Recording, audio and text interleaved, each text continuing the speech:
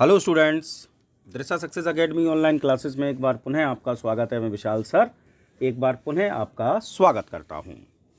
जैसा कि मैं आपको लगातार इंडियन राइटिंग इन इंग्लिश से कनेक्टेड वीडियोस दे रहा हूं, जो भारत के प्रमुख ऐसे लेखक जिन्होंने कि अंग्रेजी भाषा में लेखनी की, जो कि हमारे पीजीटी के सिलेबस में हैं, साथ ही साथ यूजीसी नेट एलटी की जो परीक्षा होनी है उसमें है, और जो जूनियर सुपर टेट की परीक्षा होनी है उसमें भी इंडियन राइटर्स आपके आएंगे। तो अब तक मैं आपको लगातार इंडियन राइटर्स के बारे में बता रहा हूं। कल मैंने डॉक्टर सर्वपल्ली राधाकृष्णन के बारे में वीडियो दिया था। आज मैं आपके लिए लेकर आया हूं राजा राव। बहुत प्रश्न पूछा जाता है इनसे कनेक्टेड, राजा राव जी से। इम्पॉर्टेंट राइटर है इंडियन राइटिंग इंग्लिश की जब मैं बात करता हूँ। तो आज के इस वीडियो में इनकी लाइफ के इम्पोर्टेंट फैक्ट्स के बारे में चर्चा करेंगे, इनको जो नोटेबल अवार्ड्स मिले हैं उन पर चर्चा करेंगे, और साथ ही साथ इनका जो लिटरेरी कैरियर और इनके वर्क्स हैं उनकी बात करेंगे। तो पहला पॉइंट आपके लिए लिखा है, he was born on 19 November 1908 in village of Hassan in Mysore. Raja Rao ji का जन्म जो है वह 19 नवंबर 1908 को मैसूर जिले के हसन नामक गांव में हुआ था। ठीक है साहब, 19 नवंबर 1908 को हसन नामक गांव जो कि मैसूर जिले में पड़ता है, वहां राजा राव जी का जन्म हुआ था। Point number 2, he belong to an orthodox south Indian Brahmin family. अगर हम राजा राव जी की बात करें तो राजा राव जी जो थे वह एक कट्टर साउथ इंडियन ब्राह्मण परिवार में इनका जन्म हुआ था, यानी कि ब्राह्मण फैमिली से कनेक्टेड ये थे।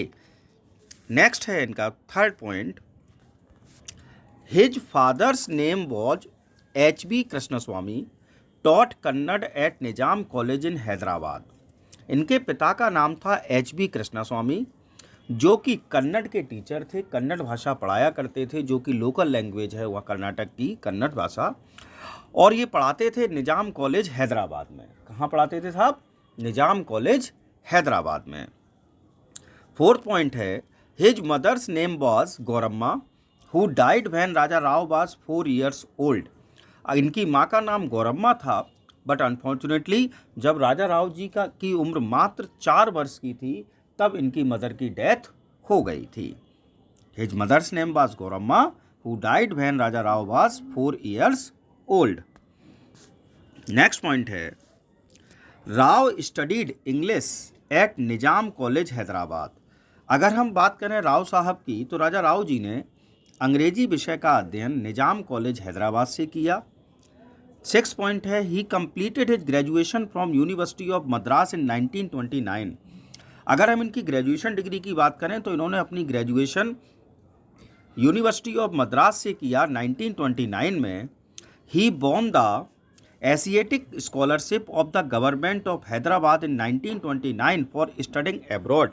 और यहाँ इनके जीवन का एक बहुत महत्वपूर्ण टर्निंग पॉइंट आया कि जिस वर्ष इन्होंने अपनी ग्रेजुएशन कंप्लीट की, यानी कि 1929 में, तो 1929 में ही इन्हें हैदराबाद की जो सरकार थी, गवर्नमेंट थी, उसकी तरफ से एक स्कॉलरशिप प्राप्त हुई, और ये स्कॉलरशिप थी विदेश में पढ़ने की। ठीक, तो इन्होंने ये स्कॉलरशिप जीती 1929 में प्राप्त की। ठीक, तो 1929 में साहब इन्होंने क्या जीती? एक स्कॉलरशिप प्राप्त की, और इस कारण से ये स्कॉलरशिप थी विदेश में पढ़ने के लिए, तो इन्होंने ये स्कॉलरशिप प्राप्त की। उसके बाद जब इन्हें स्कॉलरशिप मिल गई भाई, तो Rao moved to the university of Montpellier in France. तो राजा राव जी जो थे, जब इन्हें स्कॉलरशिप प्राप्त हुई तो स्कॉलरशिप प्राप्त करने के बाद ये यूनिवर्सिटी ऑफ मॉन्टपेलियर जो कि फ्रांस में है, वहाँ इन्होंने अध्ययन करना आरंभ किया। कौन सी यूनिवर्सिटी है? नाम ध्यान रखिए, यूनिवर्सिटी ऑफ मॉन्टपेलियर, जो कि कहाँ है? फ्रांस में। तो वहाँ इन्होंने अध्ययन अपना आरंभ किया। उसके बाद नेक्स्ट पॉइंट आपका बनता है point number 8, he studied French language and literature. इन्होंने सबसे पहले अध्ययन काय का किया मॉन्टपेलियर यूनिवर्सिटी में? फ्रेंच भाषा का, फ्रेंच साहित्य का, और उसके बाद later at the Sorbonne in Paris he explored the influence of on Irish literature. साथ ही साथ इन्होंने अध्ययन किया सोर्बन में जो कि पेरिस में पड़ता है, और साथ ही साथ इनका अध्ययन का विषय था इन्फ्लुएंस ऑन इरिश लिटरेचर, यानी कि इरिश आयरलैंड के साहित्य का प्रभाव। ठीक ना, तो ये इन्होंने अध्ययन किया फ्रांस में रहते हुए। उसके बाद नेक्स्ट पॉइंट आता है इनका, ही मैरिड विद कैमले मोले इन 1931 बट दिस मैरिज लास्टेड इन 1939। इन्होंने विवाह किया कैमले मोले नामक महिला से, और कब किया? 1931 में, लेकिन ये विवाह जो था वो 1939 तक ही रुक पाया। उसके बाद ये दोनों सेपरेट हो गए, राजा राव जी और कैमले मोले जी। उसके बाद 10 नंबर पॉइंट है, he receive PhD as the university of Sorbonne under professor Cazamian. उसके बाद इन्होंने पीएचडी की डिग्री प्राप्त की सोर्बन यूनिवर्सिटी से, और इनके जो जिनके अंडर में की, जो इनके गाइड थे, उनका नाम था प्रोफेसर कैजमैन। क्या नाम था साहब? प्रोफेसर कैजमैन के अंडर में इन्होंने अपनी पीएचडी की डिग्री जो थी वो प्राप्त की। तो फिर से इस पॉइंट को समझ लीजिए, he receive PhD at the university of Sorbonne under professor Cazamian. उसके बाद नेक्स्ट पॉइंट आपका आता है पॉइंट नंबर 11। पॉइंट नंबर 11 है, he lived in France from 1928 to 1939 and again from 1946 to 1950। ये अपने जीवन काल में 2 बार फ्रांस में रहे। पहला बार रहे 1928 से 1939 तक, यानी कि 1928 से लेकर 1939 तक ये फ्रांस में रहे, 11 वर्षों तक। उसके बाद 1946 से 1950, यानी कि 4 वर्षों, ये 1946 से 1950 तक ये फ्रांस में रहे। उसके बाद 12 नंबर, he married second time with an American actress named Catherine. उसके बाद इन्होंने दूसरी बार विवाह किया, और दूसरी बार इन्होंने विवाह एक अमेरिकन एक्ट्रेस से किया जिसका नाम था कैथरीन। किससे विवाह किया साहब? अमेरिकन एक्ट्रेस कैथरीन से इन्होंने दूसरा विवाह किया। उसके बाद आपका नेक्स्ट पॉइंट आता है point number 13। In 1940 he return to India and went to Banaras in search of a guru. भैया आध्यात्म का भी इन पर असर था, तो 1940 में ये भारत वापस लौटे, और भारत वापस लौटने के बाद ये गए बनारस, और बनारस काय के लिए गए? एक गुरु की तलाश में। राजा राव जी 1940 में भारत लौटे और बनारस गए, बनारस में एक गुरु की तलाश में। तो देखते हैं क्या इन्हें गुरु मिला। तो देखते हैं 14 number, in Banaras he met a great Vedantic scholar Swami Almanan who became his guru guide and adviser. तो भैया बनारस में इनकी मुलाकात एक महान वेदांतिक स्कॉलर, यानी कि वेदों के विद्वान, जिनका नाम था स्वामी अलमानन, उनसे उनकी मुलाकात हुई, जो कि इनके राजा राव जी के गुरु बने, इनके मार्गदर्शक बने और इनके सलाहकार भी बने। ठीक, तो राजा राव जी के गुरु का नाम अगर पूछ लिया जाए तो आंसर होगा स्वामी अलमानन। ठीक है साहब। उसके बाद नेक्स्ट पॉइंट है, इन 1950 1950 का दौर, इन 1950 ही वेंट टू अमेरिका। 1950 में साहब ये अमेरिका गए। He was greatly impressed by American culture. और अगर बात करें तो अमेरिका जाने के पीछे इनका एक तथ्य इन्होंने दिया, क्योंकि ये अमेरिकन कल्चर, अमेरिकन संस्कृति से बहुत अधिक प्रभावित थे। इसलिए राजा राव जी ने स्वयं लिखा है, क्या लिखा है? America has great splendour, once this nation finds itself it will be truly magnificent. तो ध्यान रखिएगा ये पॉइंट, ये लाइन 1-2 बार एग्जाम में पूछी गई है, who said this about America.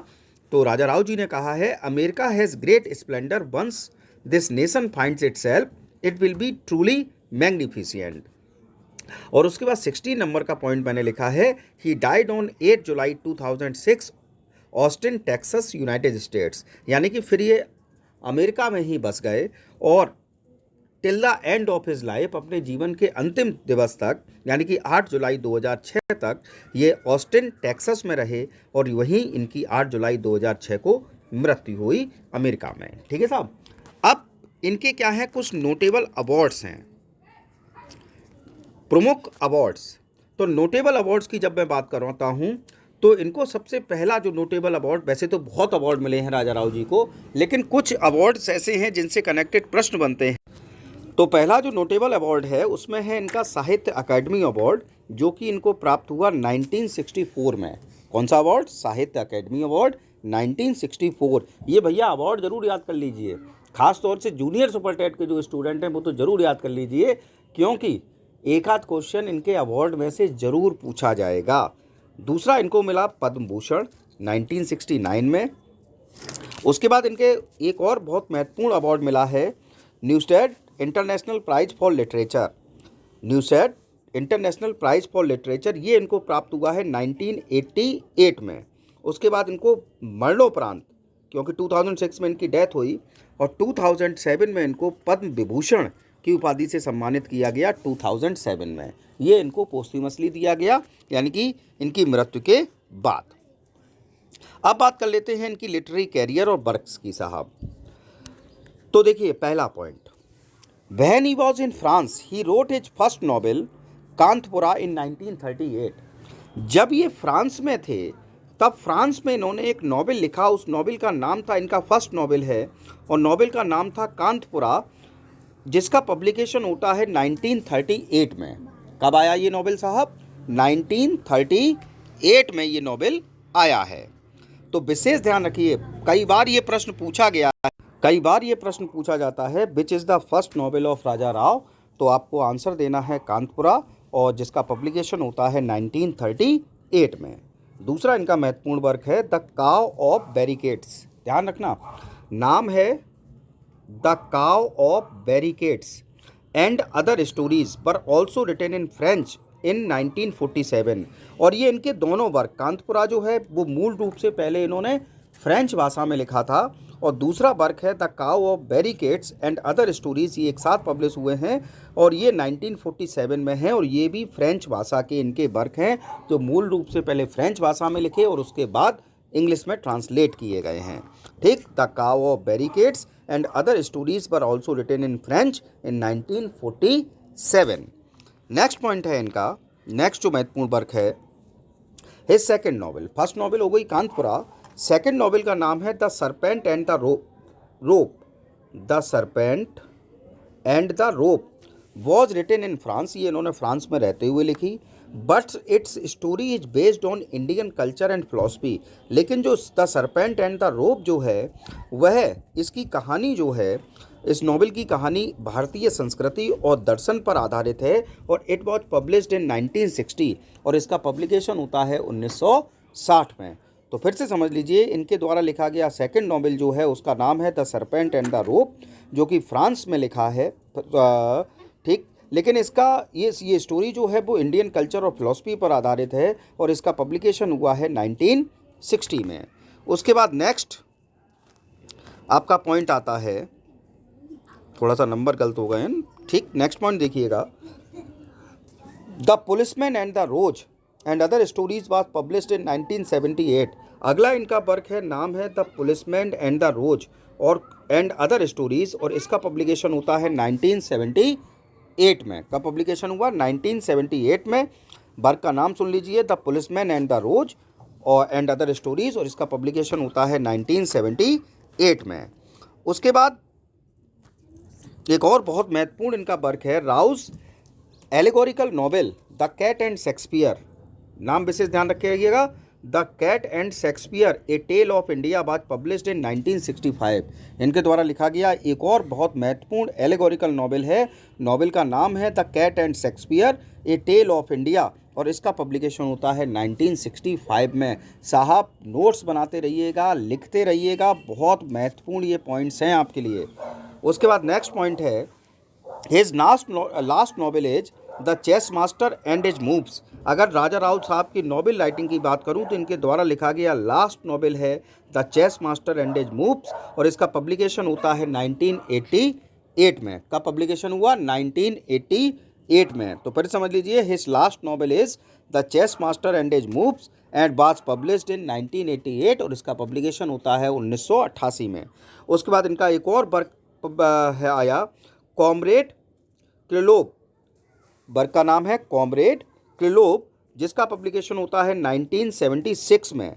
उसके बाद एक और बहुत महत्वपूर्ण वर्क है on the Ganga ghat. On the Ganga ghat, और ये क्या है? कलेक्टेड स्टोरीज़ हैं। इन्होंने जो शॉर्ट स्टोरीज़ लिखी हैं उनका कलेक्शन है, नाम है ऑन द गंगा घाट के नाम से इन्होंने इसको पब्लिश किया, और इसका पब्लिकेशन होता है 1989 में। उसके बाद नेक्स्ट पॉइंट है आपका, जो नेक्स्ट वर्क इनका, the meaning of India collection of essays, ये इनका फिक्शनल वर्क है, सॉरी नॉन फिक्शनल वर्क है, एसेज का कलेक्शन है जो कि पब्लिश हुआ 1996 में और नाम है द मीनिंग ऑफ इंडिया। बहुत महत्वपूर्ण वर्क है इनका, कई बार इसमें से प्रश्न पूछे जाते हैं। और 11वें नंबर पर इनका लास्ट वर्क है the great Indian way 1998, A biography of Mohandas Gandhi. इस वर्क का पूरा नाम है the great Indian way, A biography of Mohandas Gandhi, और इसका पब्लिकेशन होता है 1998 में। तो ये राजा राव साहब के बारे में, जीवन के बारे में कुछ महत्वपूर्ण तथ्य, उनको मिले हुए अवार्ड्स और उनके द्वारा लिखे गए जो मोस्ट फेमस वर्क हैं उनको लेकर मैंने आपको ये वीडियो दिया है। और एक बात विशेष ध्यान रखिए, अभी इन वीडियोस के बाद जब मैं इंडियन राइटिंग इन इंग्लिश के वीडियोस दे रहा हूँ, इनके बाद बाकायदा इंडियन राइटिंग इन इंग्लिश से कनेक्टेड जो भी क्वेश्चंस पूछे गए हैं अब तक, उन क्वेश्चंस की मैं सीरीज आपके लिए लेकर आऊँगा। और आप देखेंगे कि जो मैं वीडियोस दे रहा हूँ, जो मैं वर्क्स बता रहा हूँ, जो नोटेबल अवार्ड्स बता रहा हूँ, उन्हीं में से क्वेश्चन पूछे गए हैं और आपके लिए ढेर सारे क्वेश्चन का कलेक्शन तैयार हो जाएगा। पहले आप इनके नोट्स बनाइए, क्योंकि एप्पल की स्पेलिंग बाद में याद करिए, पहले ABCD, यानी कि जब तक आपको अल्फ़ाबेट तैयार नहीं है तब तक एप्पल की स्पेलिंग याद करने से कोई लाभ नहीं है। मैं क्वेश्चन डायरेक्ट आपको दे दूं और आपको पता ही ना हो कि राजा राव हैं कौन, कनेक्टेड क्वेश्चन, तो क्या आप रटेंगे? कोई फ़ायदा नहीं होगा। तो इसलिए आप इनको भी ध्यान से देखिए, फिर मैं आपके लिए क्वेश्चंस की सीरीज़ लेके आऊँगा। आई होप आपको मेरा वीडियो पसंद आया होगा। यदि आपको मेरा वीडियो पसंद आया हो तो प्लीज़ लाइक, कमेंट और प्लीज़ शेयर ज़रूर करिए। अधिक से अधिक लोगों तक को सब्सक्राइब कराइए मेरा चैनल। और यदि अब तक आपने मेरा चैनल सब्सक्राइब ना किया हो तो please subscribe my channel. Thanks for watching. Good night, sweet dreams.